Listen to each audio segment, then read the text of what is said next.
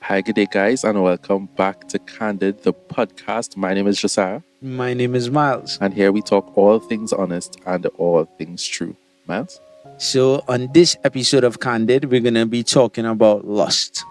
Yeah, how we've navigated stuff like that in our lives, things that we believe brought forth a change, things Yeah. that we believe helped us or is keeping us victorious in this area of our Yeah. lives. Because if we're being real, I don't think this is something that ever goes away in terms of like certain thoughts and certain things that come, but just how we manage it. Not succumbing to the thought or giving into the thoughts, being able to address it, being able to have a new mindset, a new perspective on these kind of things, I think is really important. I know for me, this is something at a very young age, boy, that affected my life negatively. Yeah. It led to a whole set of other sin, lying, trying to conceal things. Yeah. I don't want my parents to find out that I'm struggling with certain things. I'm looking at certain things, having certain conversations, that kind of thing. It made me even want to use people, abuse people, just take advantage of them because this desire was so strong. It was like taking over my life, dominating my life. And I know we have a lot of listeners, as much as they are in faith, they struggle in this area, they navigate this area. So I really wanted us to have a conversation on how do we navigate it? How did we navigate it? How are we navigating it? I know for me, consecrating my sight by the things I look at. The things I listen to. Because even some of the songs I listen to, they'd be talking about women a certain way, right? And, we'd be singing these things, whatever, and we don't understand that it's also doing something in us and in our minds where on the low we kind of desire something. You're feeling something, you're desiring it. It's like an overwhelming thing that at some point it feels like it is controlling you. Yeah. Like you have no control. It's interesting because it's like, as you were saying, because you were speaking about what we look at, what we listen to, and what I keep hearing from that is like what you keep feeding, because that influence what you're feeling. Yeah, that's good.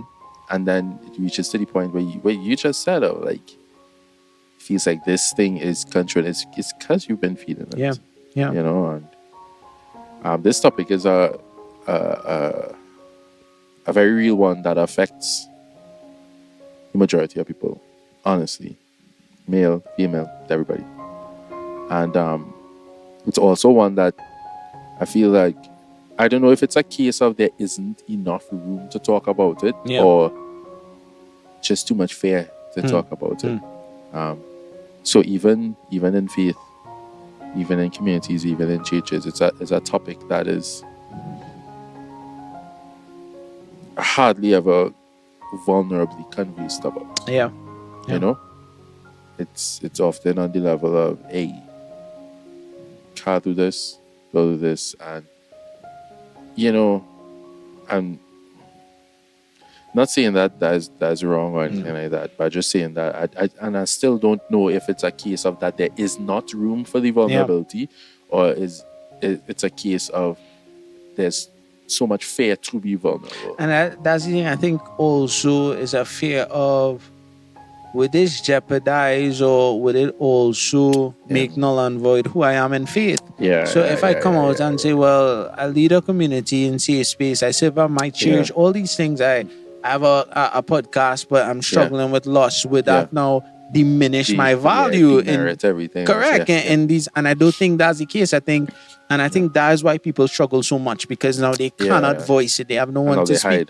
They hide and they take in straps in private now, and until now, eventually comes out in public, and people like, how come you dealing with that? Means like, taking all the blows in private. That's sorry. You're getting a lot of lashes, licks. But the reality is, a lot of people, I think they feel like, and it's unfortunate that we've made faith like that. That, it's such a community where people believe you have to be perfect, you have to have it all together. And I think the community of faith actually lends to me not having it all together. A community that now I am empowered, I am built up, rather than feeling like I have to have it all together. I don't. I raise my hand and say, hey, I'm struggling here. Can I have some assistance? Can you speak into this? Can you give me some pointers, things that you've done to navigate and to get out of it? And I think if we don't create environments like that, we'd have a lot of people suffering in silence, boy. And we are kind of responsible. It's not just, oh, you're dealing with that, cut it out, as you're saying, like, stop that. No, but I have feelings that now, if I don't understand how to navigate them or how to put them in check or, filter them through certain things, or certain mindsets, understanding certain things, then I'm not going to get better results, you know? I think of Paul saying in 1 Corinthians 7, the things I want to do, I don't do. The things I want to do, I find myself not doing them. It's such a great summary of the human experience. Correct. Like, you're trying not to. And, bro, it's a real big factor as well. I think as a society and as a race, we've become so desensitized that even social media, is people just saying anything. Like, it's such a vulgar community right now that I used to be, because it removes the accountability of being held accountable for what you're saying. It removes that. It kind of disarms the consequence of a face-to-face conversation. So instead of, like, there are a lot of things that face-to-face most people would think twice about saying. They might think 3 times about how they're saying it. And even if they say it now, they're locked into a conversation, basically, with us for a while if you see it in person. But I could heavy Twitter fingers you, dog. I could say thing about you, throw talk, and then just walk away from him. And but here was even scarier for me. Like, not just typing it and walking away, but how much forward these things get. Now, how much persons like it and comment on it and share it. Like, they are endorsing these things. So, and I find that's very scary, because at a point in time, you'd be struggling with it, but you want no one to know. Now it's like I'm struggling with it, and I don't care. Like, it's actually glorified to watch women a certain way and to lust on them, and to say you have a so and so and he have a, like, these things are glorified now in society, and for me that's scary now. It just shows me how depraved we are and how far we've gone from God's original design. And if we can't find some way now to help persons put things into perspective or understand, no, this is not just an object. A woman is not just something that we want to zest and we want to have a time, and we looking for any but this is a person valuable, someone that God designed for a specific purpose. And if you now undervalue them or mistreat them, you're taking away from what they are supposed to be and what they're supposed to do now. It's just helping persons really get back to a place of understand, because that helped me a lot when I realized that okay, cool, so let's say, for example, I have a lustful thought. In faith, one of the things that we say, find it, but for me now is understanding that all the devil does is pervert. He doesn't have the ability to create. So if I'm having a lustful thought, there is a right way that I should be thinking. So, all right, cool. Let's say he's telling me, all right, Miles, go out and have sex, have a time, whatever, sleep. And then I start to think, okay, God, what was your design for sex? Okay, cool. In the container of marriage, where this is something I share with someone that I have committed to, and we're in this covenant. Now, when I start thinking like that, in that moment of temptation or the enemy trying to change my perspective, I go into a place of thanksgiving. Father God, thank you that I will attain what you designed. So it's not that I don't feel I will not be able to have this thing, I will have it, but in the way God designed it. So I'm not feeling like, I need to step out and do something prematurely just to get it. I know that because God has desired this for me. And I think that's why it's also something that is not talked about much, is as if we have made it tabooed. Like, things like we don't talk about sex and, how these things are good and how it was designed for. So the only thing we hear about is do not do it. Do not entertain this. So if that's all I'm thinking about now, it's producing more of a kind of fear than a And I think- reverence. Yeah. But I think one thing that's also can be very confusing for a lot of people, and I remember I had this conversation a couple of times where it's like, oftentimes the rhetoric is sex is bad, sex is evil, and then when you're married, sex is okay. So it's like, huh? And it could be very confusing when it's packaged that way, because you're calling the thing bad in one context and the thing good in just another context. But I think that it's a lot deeper than that. Yeah. And I think that the rhetoric of sex is bad isn't true. Yeah. You know, it's not. It's something that was designed beautifully by God, and to be enjoyed and save purpose as well too. And that is like there is an appropriate context in which that is supposed to be expressed. Yeah. And it's now that when you express that in a different environment, that it is harmful to all those involved, right? Like, we are air breathers, my guy. Yeah. We're standing here Yeah. and we're breathing air, Yeah. right? Our mechanism for breathing is wonderfully designed to save our bodies well. It's good. But put you 10 feet underwater and the same mechanism is going to kill you in a couple of minutes. Real. That's good. So it's not that this is some spooky thing that is made up and is convenient. It's that we see that all over in life. Yeah. Where a mechanism is good and great when it is functioning in the context for which it was designed to function in. That's good. And it is death very often when it is not in that environment not in that context. That's good. So you're not gonna go out into the sea, go underwater and try to breathe underwater. That's good. And I think in a similar way, that is the way that it is. Yeah. You know, and that's something that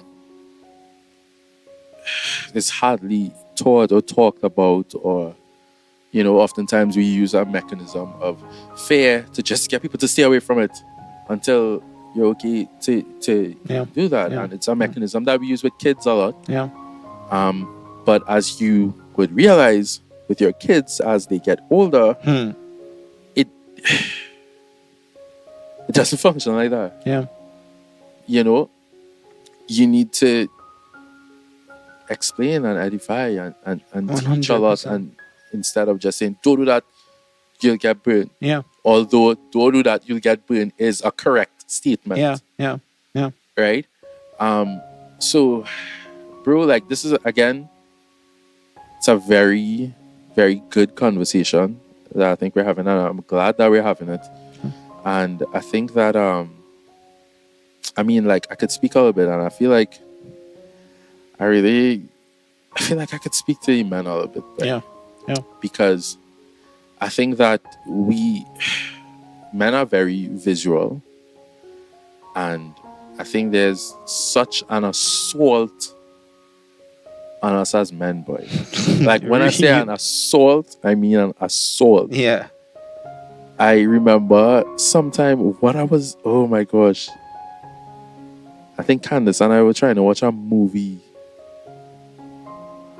online, or I can't remember what it was, but it was something. So I don't remember. I was trying to stream something. I was trying to stream some sport. I was trying to stream basketball. Yeah. And one of the pop-ups And one of these pop-ups come up, bro. And I'm like, what? I just trying to watch. Meet singles in your area, right? And I'm like, I'm just trying to watch our Lakers Grizzly game, Really? like, but that's not by accident. They know that men are the ones that are coming to these streaming That's good. sites to watch these games. Yeah. And when you click on this, these things Yeah. pop up, right? Yeah. And as men, it's very easy for that train to start moving. It's very easy to get stimulated by these images or a thought planted in your head, and it just starts going downhill, picking up momentum very easily. And we just getting so much assaulted, bro. And I think it's so important, because I think a lot of times with lust, the end is sexual immorality, right? You know, pornography along the way, masturbation along the way, adultery along the way, all those things, sexual immorality. And one thing that I found really interesting with pornography in particular is that trains us to be unfaithful.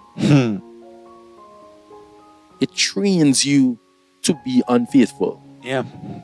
Because when you go to a video or something, it's a different girl and a different girl and a different girl and a different person and a different person and a different person and a different person and a different person, and you're so desensitized to it that by the time you're in a functioning relationship, you're so desensitized to other partners or thinking about this other person or you know, all these other things. And it's a well thought out plan, guys. Like it's not an accident. It's a well devised scheme. And you know, we need to be aware. I think that we need to be aware of what we are susceptible to. We need to be aware of our own condition. Because, dog, as I say, I'm talking to you, man, dog, you're not as strong as you think. Really? Real honest with you. Right? Because some of us like to say, nah, I can do this, I can do that, and we want to toe a line, as close to our line, stand up on our line, and then say, I don't cross, and then you push, how I reach over the line. And I mean, I've been guilty of this all. Real. And even recently, I was having conversations with Candace, and we were talking about boundaries and like individually setting up boundaries that are healthy for yourself. And that's the thing about it, right? Is like oftentimes we think about boundaries as, okay, we need to keep this person out, or we space, or this is it. But these boundaries are also for yourself. You need to set boundaries for yourself that are protecting you from things and honing you into things that are beneficial to you, to your character, to your goals, to who you are becoming, right? And we need to create those boundaries. And for me, we need to be intentional about those boundaries. And for me, like, there was some things that I needed to do in my life when it came to lust. I'm being real honest, it had some things that I needed to do and boundaries that I needed to set in place, acknowledging my own depravity. You know, my own fleshly nature, my own susceptibility, and acknowledging the assault that is on us. Because you be minding your own business, and bro, you be minding your own business. Have no Anna in Superior, dog. Trust me. Anna in Superior. Anna in Penal. I click. I'm not. Sorry. I know. If you're Anna, let's say hi to us. Anna in Penal. But what I'm getting at is that I need to make some intentional decisions, bro. One of the things that I need to do now, what I appreciate about this conversation is that we are going to talk about this, but we are also going to talk about practical things that we do. Because I don't want this to be another conversation that we have about something and there's no practicality. That leaves people still helpless, aware but helpless. Like, that'll make sense. So one of the things that I needed to do that helped me a lot was to put on the the safety parental controls kind of thing. You could put that on your phones, guys. You could put that on your phones. You could also talk to a friend and let them put it on for you with a password that you don't know. Because again, as we say, you don't need to be towing that line. You know, and I don't, like, I'm being honest, I don't know how much this applies to the ladies. I'm sure that it does in some effect. So I'm not just only saying men alone that deal with this, or men alone need to take these steps, right? But it is something that is intentional and protective for us. You know, like, so you could put those in. I needed to be intentional about that. I needed to be intentional about things like pop-up blockers.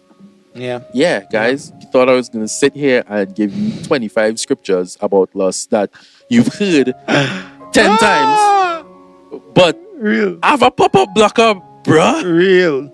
Yeah. Like, these are practical things, because when you understand that the strategy and the assault, and what I've realized a lot with us as men generally is that it doesn't take a lot to get those thoughts going or that momentum going. Yeah.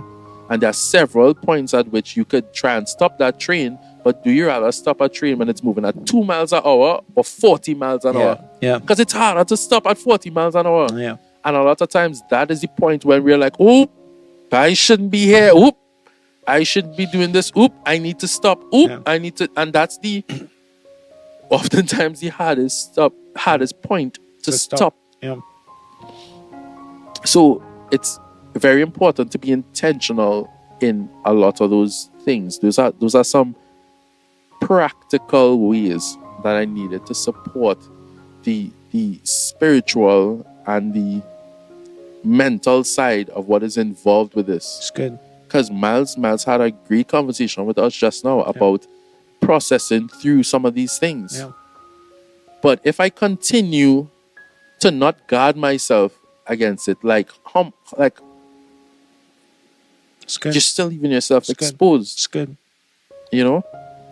And one other thing that I needed to that I kind of realized is that oftentimes with lust and some of these ages and some of these thoughts, they come in waves, and they start off as these suggestions and then progress to this almost overwhelming driving force that feels like I need to have this, or I need to do this, or I need to think this, or I need to say this, and then after a while it kind of, you don't know where you're going. It just gone. And you're feeling like, why did I just entertain this? Exactly. Like, yeah. So one of the things that I started saying to myself is ride the wave, because it comes, it raises up, and it's like, oh my gosh, is this overwhelming thing that's good, but it's gonna crash and it's gonna die down and it's gonna reach a shore. Yeah. And what I have tried to be very intentional about is to not make the mistakes like when the wave is rising. Yeah. You know, ride the wave.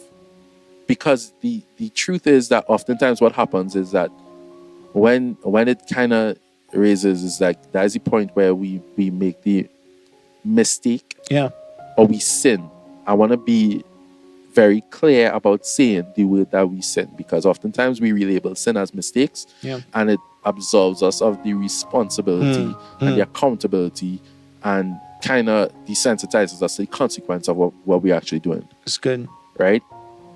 And it's like sometimes we do it, and then the wave passes and we're like, gosh, now I'm dealing with something else that I didn't have to deal with.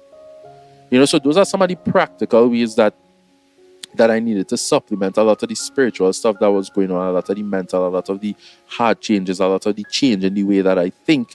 I needed to also make those decisions, because we need to make intentional decisions that affect our environment while we change the way that we think. Because if we change the way that we think, but keep all the old habits, we're going to fall into the same ditches with a different thought pattern. Yeah. You know what I mean? Talk to me. So a couple of things, like I want to give a couple practical steps as well, but I'll say something.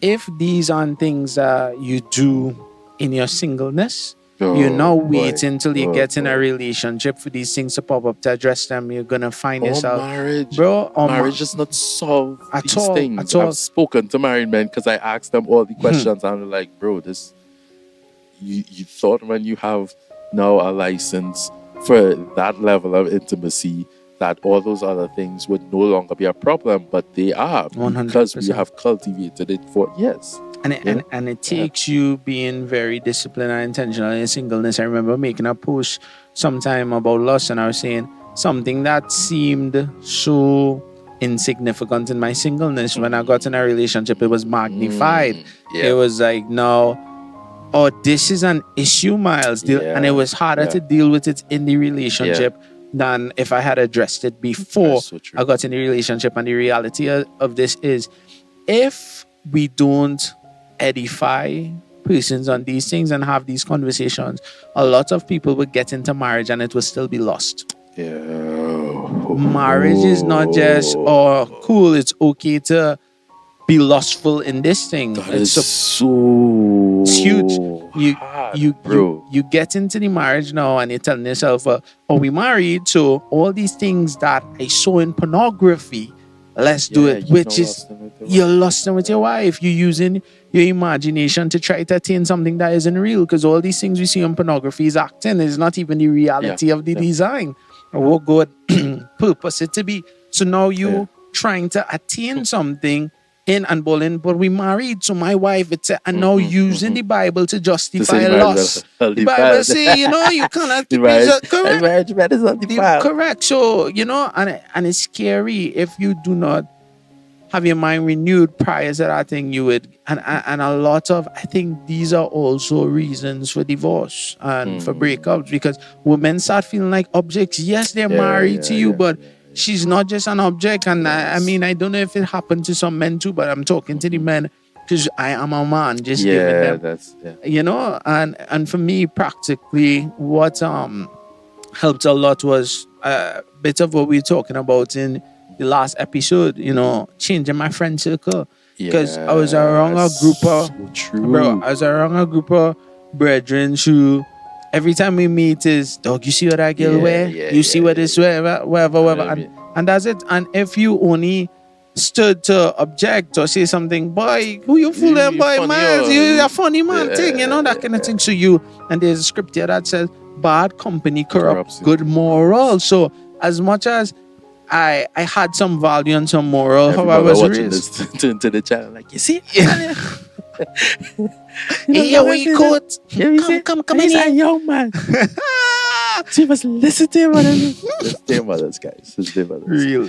But yeah, the reality is, I started now realizing that what they were talking about now slowly started to permeate my mind and permeate my heart. And I started now seeing women as objects or them. So it becomes the perspective. Bro, or brethren's balling. You can't get through that girl. Like, dog, Miles, you're not smooth enough. And now I just, now I feel by my flesh, it just show brothers. And now when I so far in, when XYZ, this girl saying, but do something about all the things they say, and I feel it now, I have to justify again, I have to show you know that about it. And now, if we, as you were saying, put up some boundaries in for us, we will not end up in some places where now your flesh, you're battling this thing that is compelling you now to go further. And there's no cap for sin. Sin is never satisfied. Sin always desires more. That's why it have people now, when they attain sex illegitimately, they now start wanting a next person or more sums or somebody of the same sex. Your mind just starts to run wild because it's like, oh, I'm not satisfied with just one person. I'm not satisfied with just this. I need somebody who could try this and do this and do this. And it is scary. Which was the original design and context. Correct. Correct. So it's scary. So that's one, the friend circle. Two, removing myself from social media. Because a lot of the times that I would have felt would have been, now I saw something, I just casually scroll in or whatever, and I saw something, or I just, somebody slide in my DMs with something very, but I see it, so I see it in my mind, and now I'm battling, this girl really looking for this forward, she really just don't care, she wants to go all the way, and now I know sitting at home thinking, and here's what happened. You may not act on it immediately, but now when the opportune time come or the wave is rising, now you say, but I know she's there that Yeah. I can reach out to and talk to. But if I Yeah. remove myself from there, Yeah. even when I feel like let me reach out to and talk The to, boundary protects you. I can't. Yeah, I deactivated, I deleted my account. Yeah. I The know boundary protects it you. protects Yeah, you, yeah. even when now you realize that, yeah, I really ready Like to you're engage. vulnerable. Yeah, I ready to engage in That this. is so The good. Yeah. boundaries, and I think I've set up a life that has protected me a whole Yeah. lot by deleting, That by is- removing some. So even when Wow. I felt like, okay, cool, let me look for somebody, and I had nobody. It Yeah. had no, Yeah. I have no contact with anybody. There's no That way is so amazing. to access it now. That is so amazing. And I think so. Those are two. And the third one, I think, was being open with family, but and letting them know these are things I have done. Yeah. And they were blown away because they Yeah. had in their mind, Miles, he's so innocent. Yeah. But let them know XYZ is the case. So now that I'm in a relationship, I get asked some questions. Oh, Miles, so what's going on? What happened? Nothing. It's not- Nothing. No, what you say? I just, the is fact it- that I just said Yeah, on podcast. yeah, And it's just, if you That's can- why the mark's so sharp. That's why the mark is so sharp. As I've told you guys, I've done maths, I've done hard maths, I've done pure maths, I've done physics, and I've never drawn a line straighter than this man mark. I just need to. That Baba, yeah. You That see, is our yeah, Baba, oh. That's our Baba. That is our daddy. Anyway, Moving guys, moving on. Before Chaldu interrupted us, guys. Yeah, no, I am held accountable to, what's going on. Even the relationship I have with my pastor. When I Yeah. sit down and talk with him, he say, how are you navigating? Be Yeah. careful, time, space, these kind of things Yes. spent, like, Yes. and these are things that now, because I've been vulnerable and open, people have access to speak into Yeah. and ask. And I don't feel like I have to hide because I really desiring to achieve things the way God designed it. Yeah. So, those are like 3 areas that have really helped me in walking in a fixed way, in a straight way.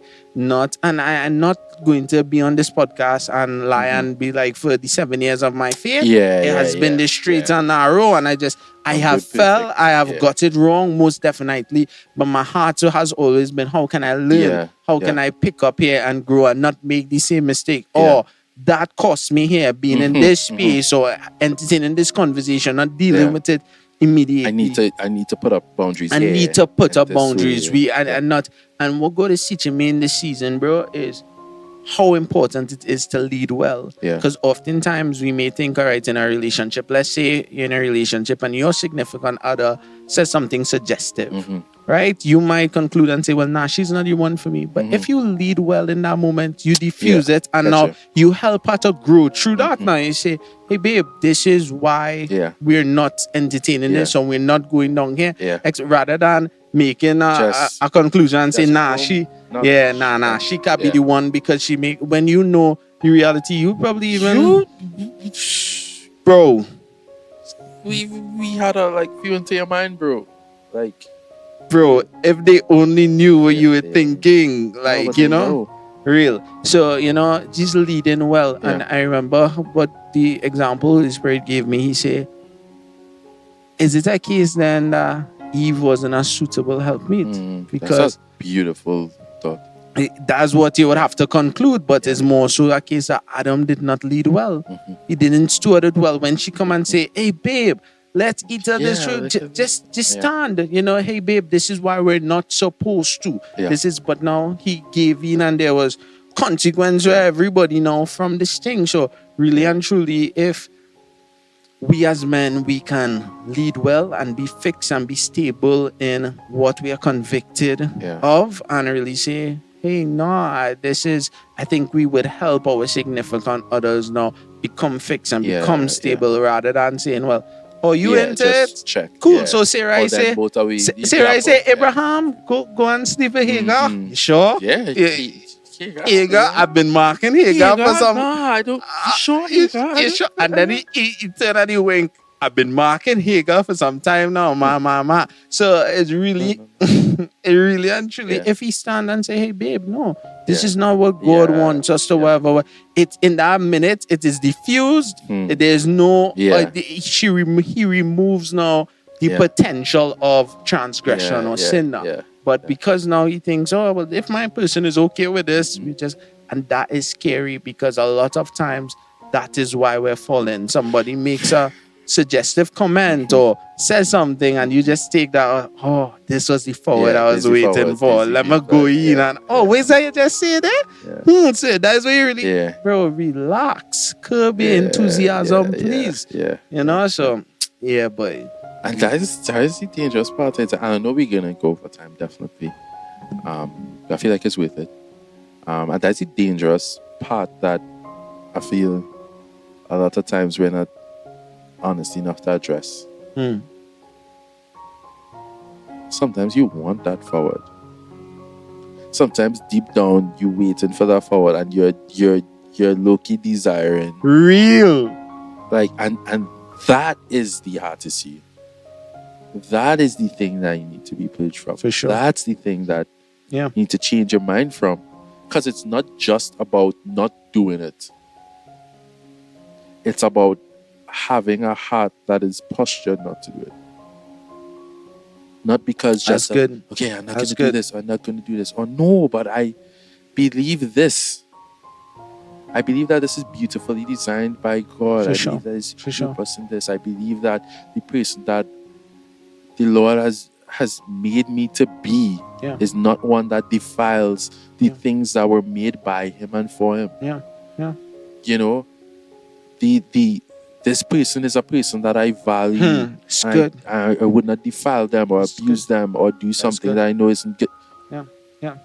You know, it's that hard posture that is ultimately more important than just not doing it. Yeah. So in this approach, I feel like there's always that two-pronged approach of a heart being transformed, a heart and a mind being transformed, Yeah. and having proper boundaries to protect yourself when you, because I've never thought of that before. Yeah. And I know we talked a lot about boundaries, but it's so beautiful because when you were sharing, and it just came to my mind that like those boundaries that you set up when you're strong Yeah. protect you when you're weak. It's good. And it is so important that we have those boundaries that are there to protect us. You know, I found myself in a situation recently. Yeah. Right? This is real vulnerable. I found myself in a situation recently. And I remember, like, I feel like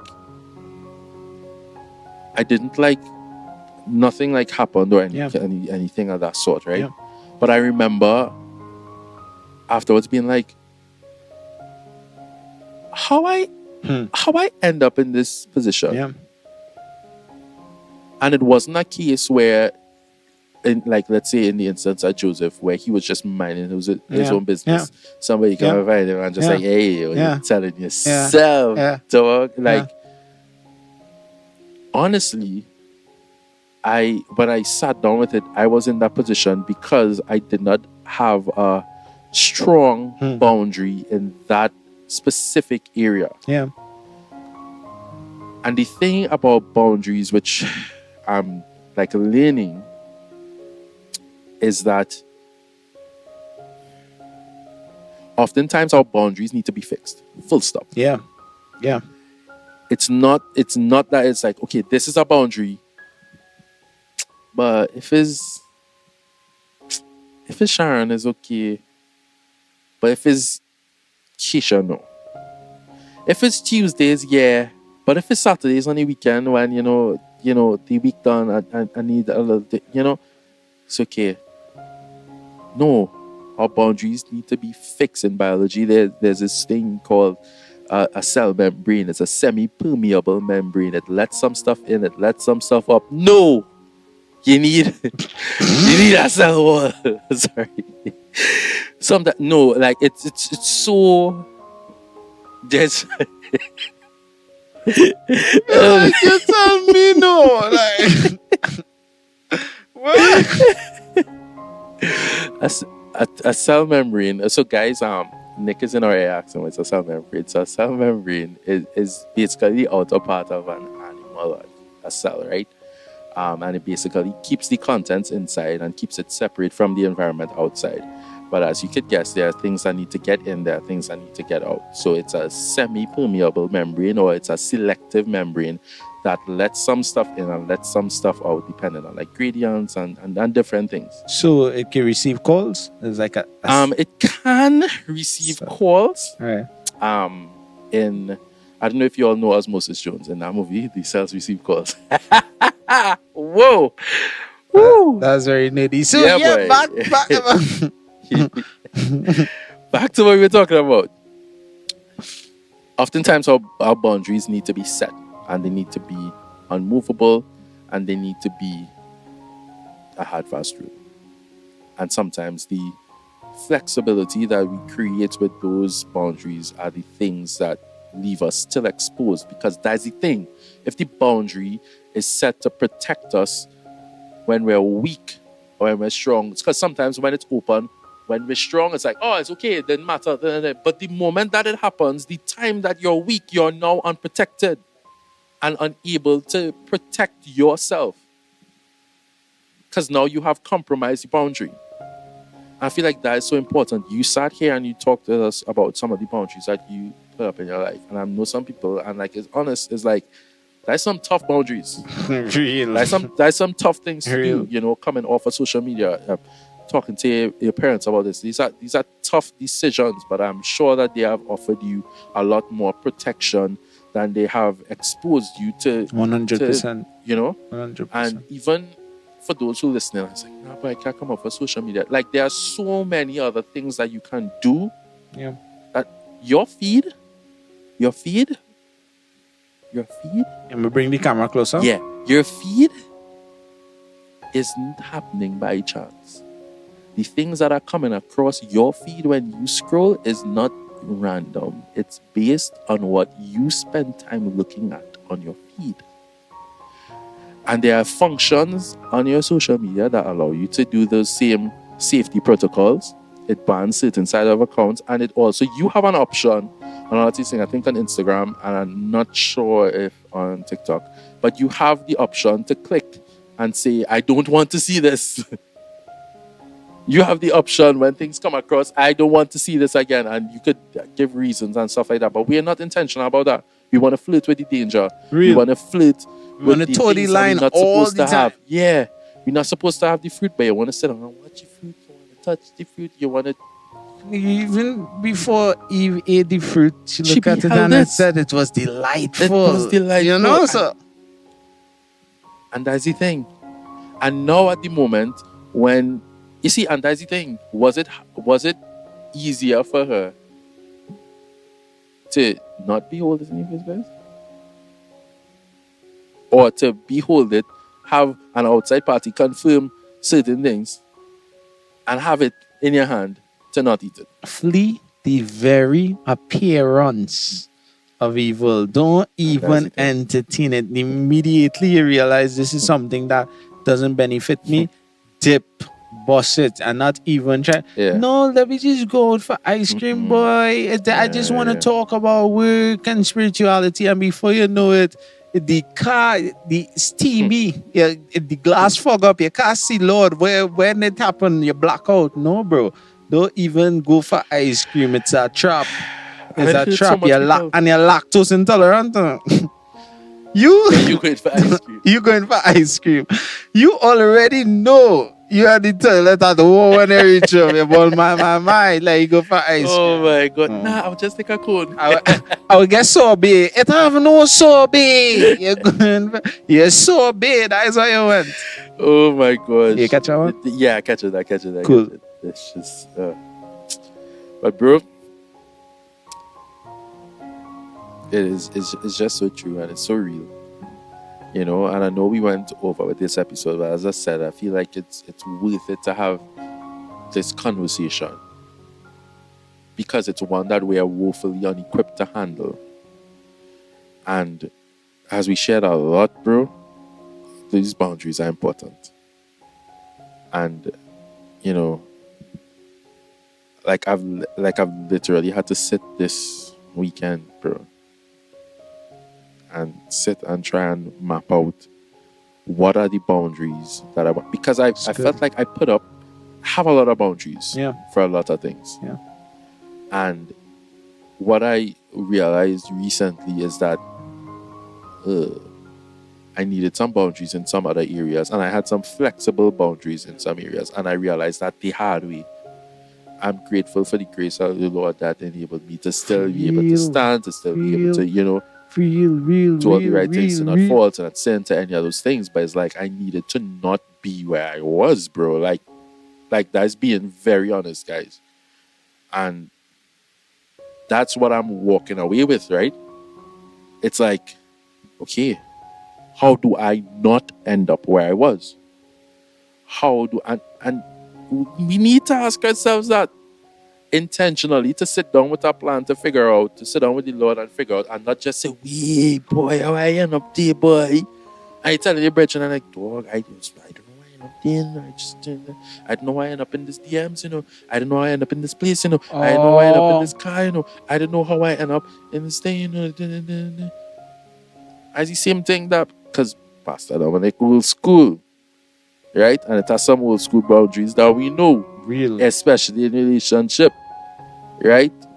You don't line up certain things. Really? I'm not in no room with you alone 11 o'clock any night. I don't care how strong I is. I don't care how much I read, and I don't care how much I purpose in my heart that I will not do this. I will not put myself in a position. Real, and you can't even tell what color the room painted. It's so dark in see? there, my God.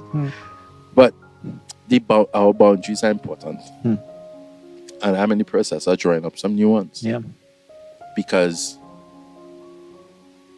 yes, the boundary was set up, and yes, I was strong, but it's like it's the same thing I was saying about those selective boundaries. Yeah. What happens when it's a time when I'm weak? I'm exposed. Yeah. And that's what we need to be really intentional about. We need to be intentional about the things that we see, about the things that we listen to, and setting our boundaries there. We need to be intentional about our communities, the people that we have informing us, the people that we're talking about things with. We need to be very intentional about our boundaries when it comes to social media. Really? We really do. And those are boundaries that oftentimes I say that we kind of just look at them as, oh, they're stopping us from doing things that we want to do. But they protect you, and they protect the people that you are meant to save and be in relationship with. Because make no mistake, it isn't just hitting you. It's hitting you, it's hitting the other person, it's hitting. Yeah. And you're taking that person further away from the call on their life too. I think of like even in faith, you entertaining something with your significant other, now you're jeopardizing the call on their life. Now, let's say in my case, on your case as well, where your significant other is a worship leader, and now you entertain certain things, and that person has to lead worship, or they're going up there probably feeling guilty, feeling some kind of, you really have to be mindful as well of all these things. It's not just you satisfying an itch or a craving that you have, but you may also be pulling this person further away from where they should be and what they should be functioning in. So it's really something that we have to be very sober and mindful of, So guys, this has been another episode of Candid the Podcast. I will correct myself here. Guys, share this with a friend. Yeah. Being real honest. Share this with a friend. Tell them just take a listen, because beyond what we have spoken about here, I know that the Lord is going to use this to speak to a lot of people. For sure. And to help a lot of people in ways that they may not have available yet. So I want to encourage you guys to share this with a friend, and encourage you guys to leave comments. Please. Leave comments. Let us know how you have navigated loss, for sure. Yeah. Right. And we'll see you guys next week. So this has been another episode of Candid the Podcast. My name is Josiah. My name is Miles. And here we talk all things honest and all things true. Later.